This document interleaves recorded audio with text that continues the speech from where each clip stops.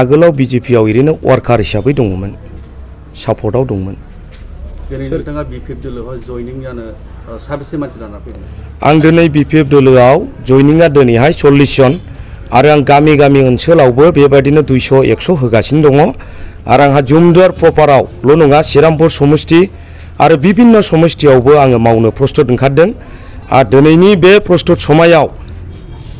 आङो दिनै बिपिएफनि खामानि जानानै साफ्रोमबो जनसाधारनखौ दैदेननो थाखाय मोजां आदर्श होनो थाखाय जायफोर जोंनि दैदेनगिरियाव दङ बिथांमोननि मददनि गेजेरजों जों मावलांगोन सोरखाराव थासेयावबो मानो दिनैहाय माने सोरखाराव गैयै राजनिति हान्जाजों मानो जयेन जाफैखो दिनै जोङो मिथिनो मोन्दों जोंबो दिनै एडुकेटेडआव एसे बुजिबाय दिनै मिडियानि दुवारै जोङो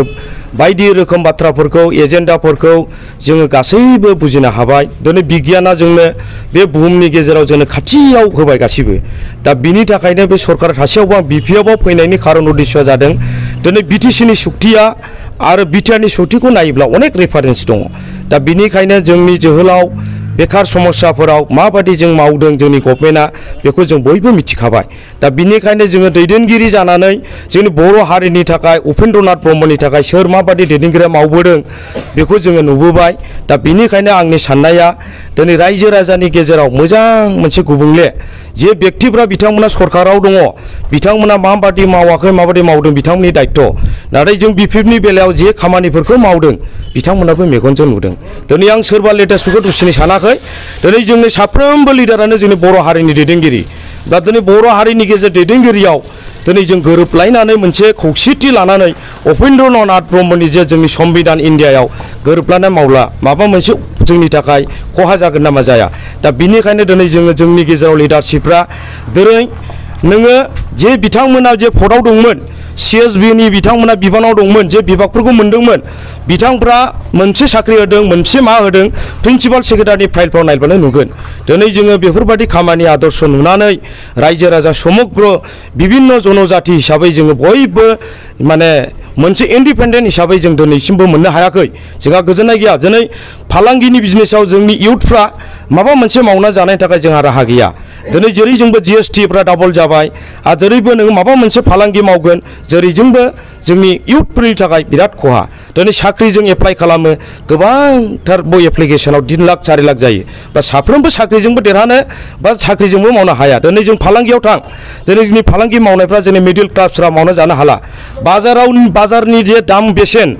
जे जों जे इनकाम खालामो बेखौ जोङो इनकामनि हिसाबै जोंनो खरस बारा जाबाय दा बेखायनो जोंनि बे लाइमोन बैसोआव बे लाइमोन जोहोलावफ्राव माने सोलिनो थाखाय जोंनि थाखाय गोब्राब जाबाय दा दिनै नायदो नोङो माबा फालांगि जेरैबायदि जोंनि खेतियक खालामग्राफोर बिथांफ्रा खेतियक खालामनानै दिनै सुजुग सुबिदानि गेजेराव जोङो आबादारिखौ सঠিकभाবে जों बेसेनखौ मोना नाथाय जों सঠিक बाजारखौ जों मोना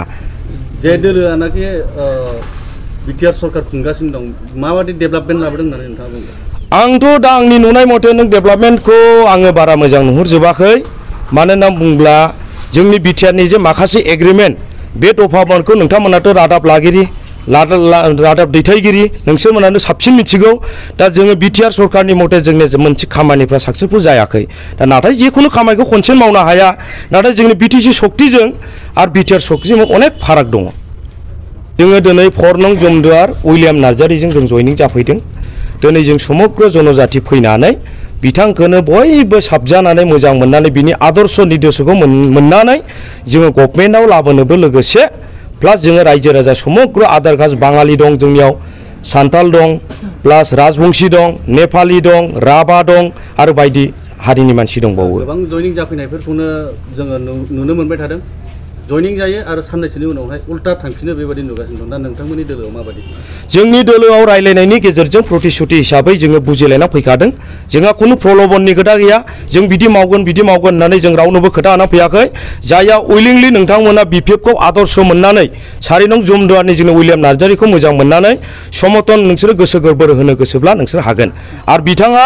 जे जोंनि 4 नं जुमदुवारनि केन्डिडेटआ एसे आगोलनि मिटिंआव बिथाङा बुंदों सोरबा नोंसोरखौ फुस्लायनानै बा प्रलबन होनानै लाबोदों नामा बिथांमोना गावसोरनो आखाइजों उइलिंलि थिखांनानै बुंदों जों गावनि गोसोबादि समर्थन होनो फैदों